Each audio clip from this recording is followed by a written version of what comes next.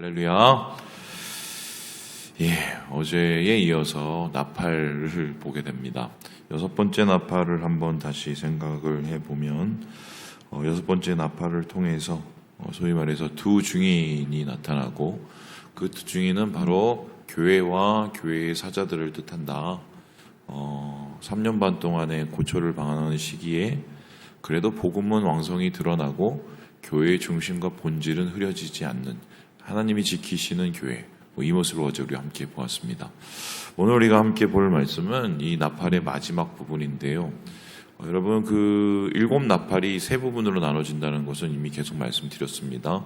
앞에 4개, 뒤에 3개. 앞에 4개는 자연계와 환경에 대한 재앙을 뜻한다면 뒤에 4개는 사람에게 직접적으로 해당되는 화고 재앙이라고 말씀드렸는데, 이 뒤에 3개가 큰 화하고 점점점 이제 엘리베이션, 점점 이렇게 확대되는 거죠.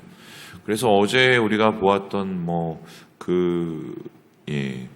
여섯 번째 나팔에 7,000명이 죽고 이런 모습을 보면서 그러면 일곱 번째 나팔은 얼마나 대단하게 또 이 재앙으로 올까 그렇게 생각이 되는데 의외로 너무 짧고 좀 죄송한 얘기지만 별 게 별로 없습니다. 그냥 요 정도인데요. 19절을 보면 번개, 음성, 우레, 지진, 큰 우박 이 정도 나타나 있다고 이야기를 하고 있습니다. 왜 이럴까요?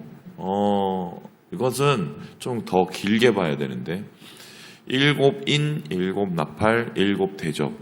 여러분, 이게 어떻게 이어지냐면 7인이 열리고 7나팔이 울리고 7대접이 울리고 이렇게 순차적으로 가는 게 아니라고 제가 말씀드렸어요. 이게 나선형으로 이렇게 꼬여 있어서 이게 동시다발적으로 일어날 수 있는 부분도 있고 아니면 시간적으로 조금 차이가 일어날 수 있는 부분도 있고 아니면 이게 앞에서 나왔던 7인 혹은 7나팔, 7대접이 중첩이 되는 부분도 있어요.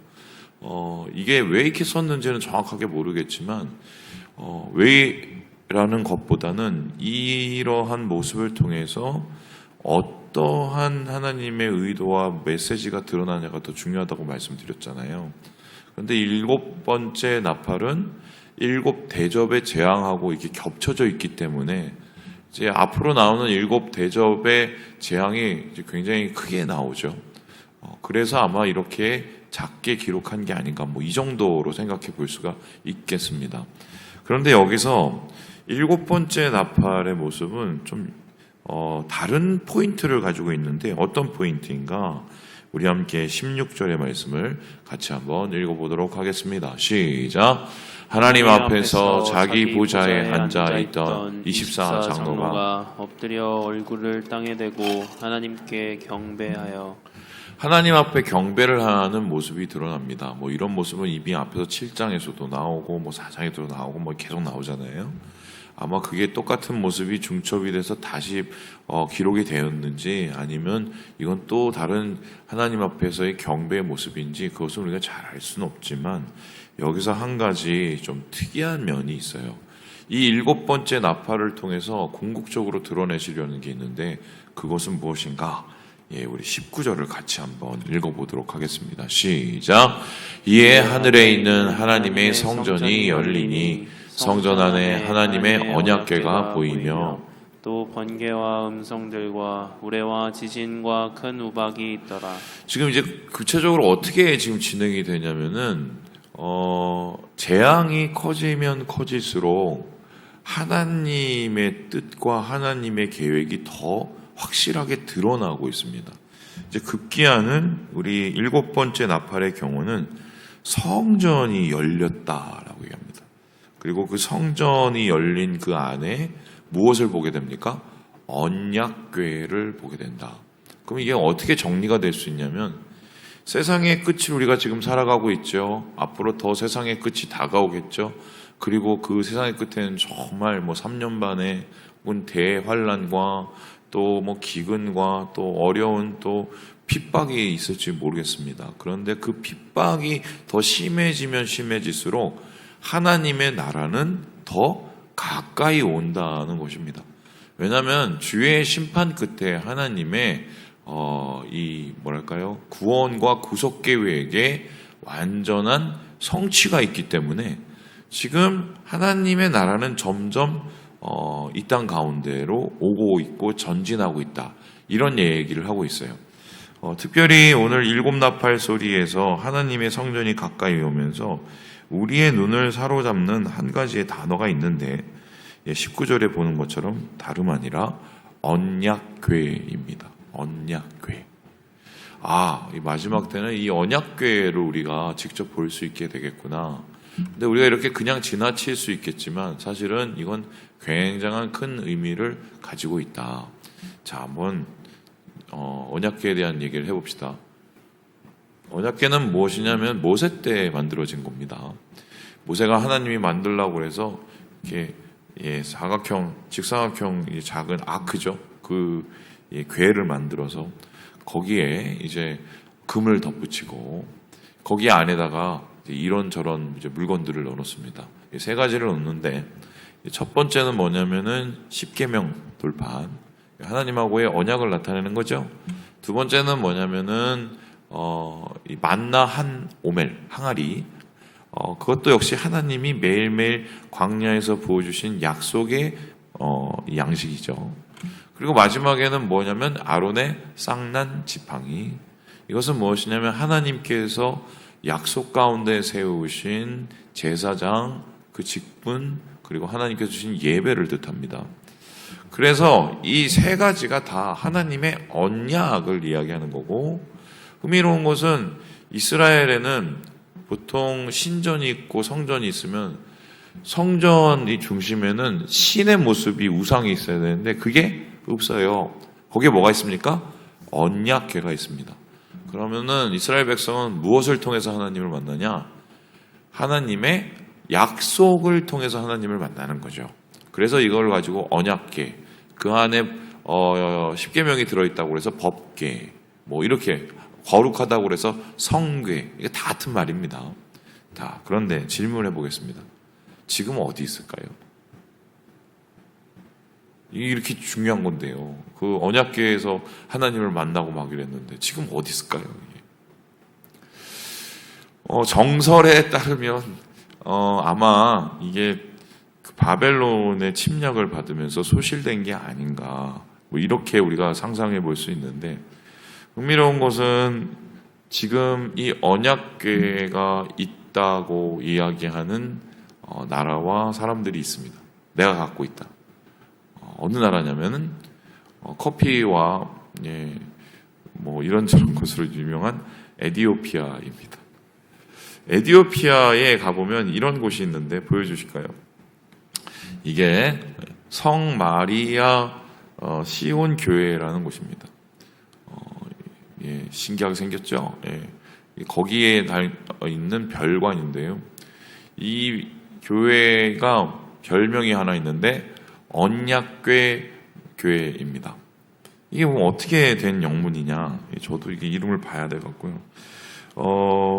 여러분, 에티오피아는 어떤 나라냐면 예전에 시바 여왕이라고 아십니까? 시바 여왕이 다스리던 나라인데 솔로몬이 그렇게 막 지혜롭다는 얘기를 듣고 얘가 시바 여왕이 이제 관심을 가지고 방문하게 되죠. 그때 이제 뭐 온갖 금은 보화를 들고 와서 이 솔로몬의 지혜에 이제 완전히 반해버립니다. 그리고 전설에 따르면 어떤 일이 일어나냐? 전설이에요. 이 둘이 사귀었대요. 이 둘이 사귀어서 애를 낳는데 그 애 이름이 메넬리크라는 애가 낳습니다. 근데 이 사람이 나중에 시바 여왕을 이어서 왕이 되는데 이 메넬리크 1세가 돼요. 그런데 시바 여왕이 죽기 전에 이제 아들아, 이제는 너의 출생의 비밀을 밝힐 때가 됐다.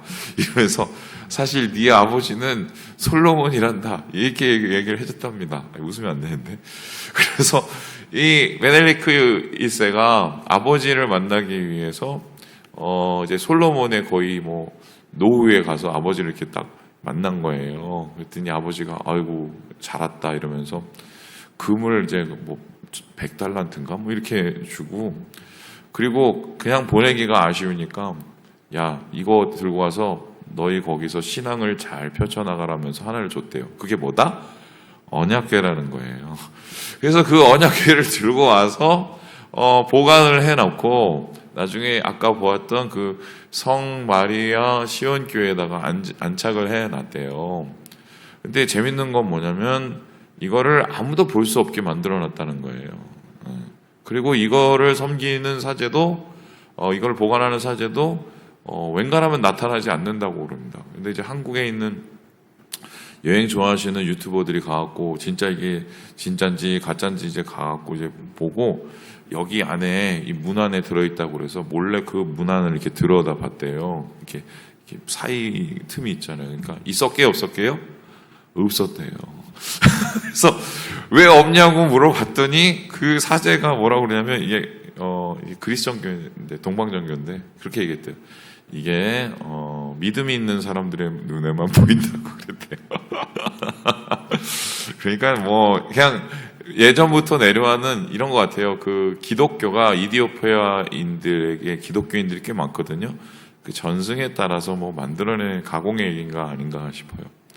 이거 말고 또 재밌는 얘기가 있는데 론 화이트라는 사람이 있습니다. 이 사람이 뭐냐면 자기 스스로는 성서 고고학자라고 얘기를 하는데 사실은 이 사람은 고고학을 실제적으로 공부를 한 사람은 아니고 그냥 사설 자기 스스로 이제 공부를 해서 한 사람이에요. 근데 이 사람이 이런저런 사람들의 도움을 받아서 이스라엘로 가서 발굴 사업을 했습니다. 근데 이 사람이 뭐라고 그랬냐?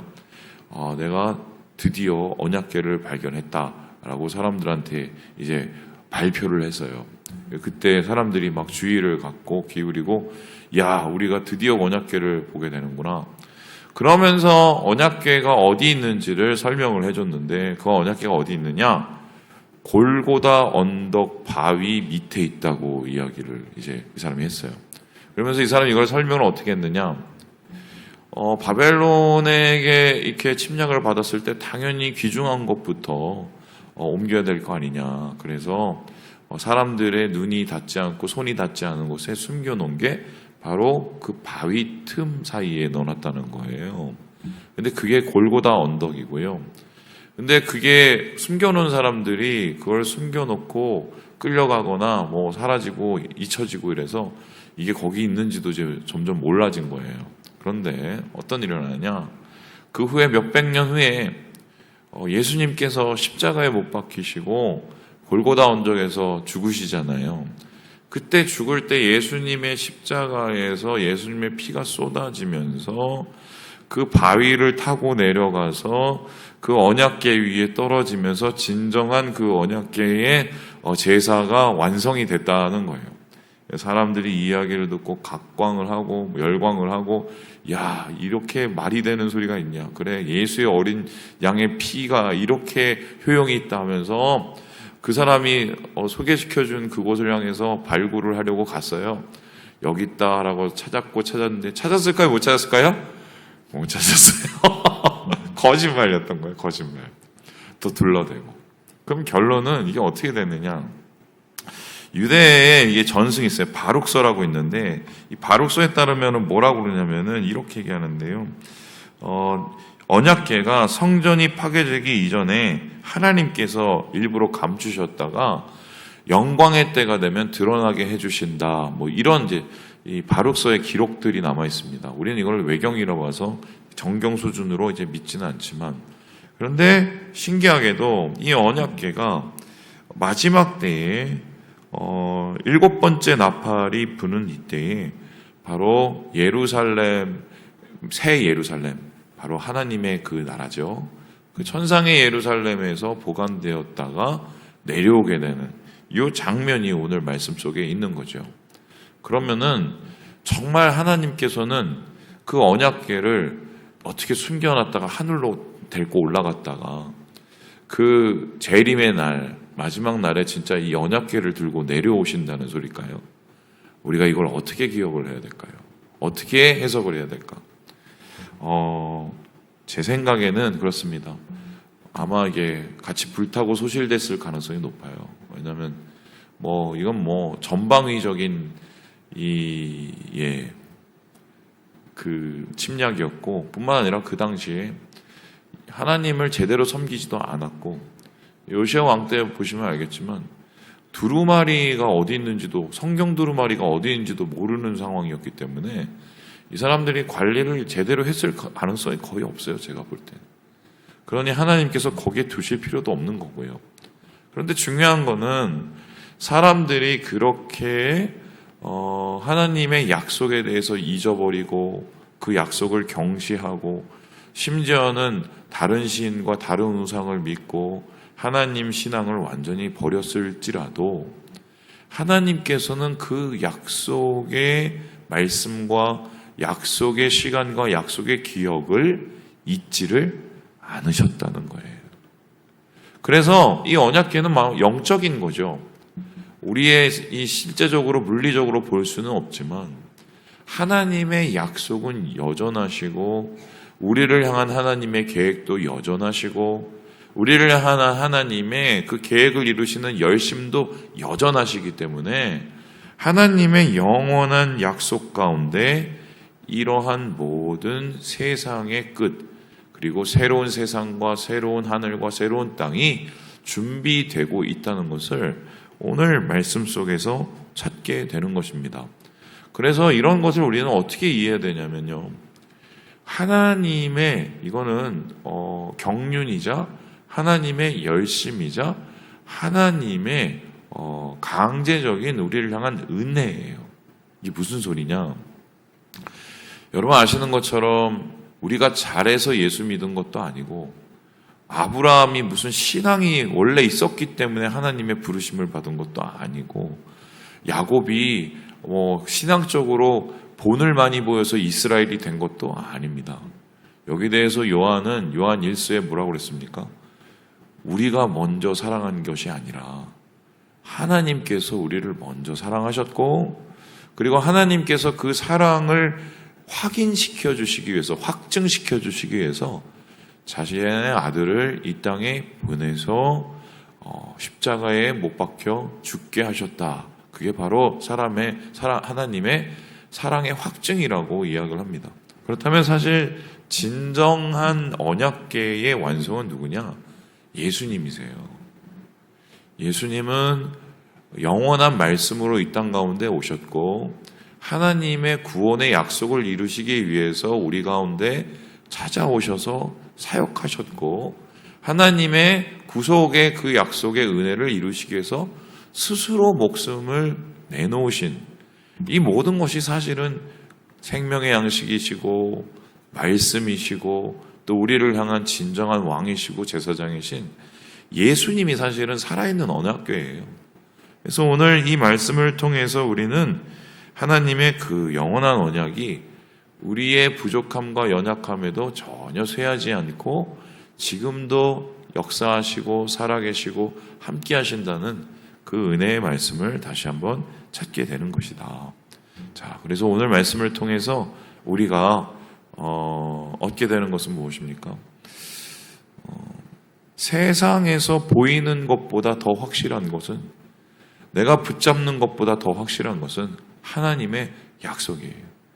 약속은 안 변해요. 우리를 사랑하시고 우리를 붙잡으시고 우리를 구원하시고 우리를 보호하신다는 그 약속은 절대 변하지 않습니다. 이 약속의 하나님을 신실하신 하나님을 믿으시고 주님 안에서 오늘 하루도 주님과 함께 승리하시는 우리 모든 형제 자매들 되시길 주님의 이름으로 축원합니다.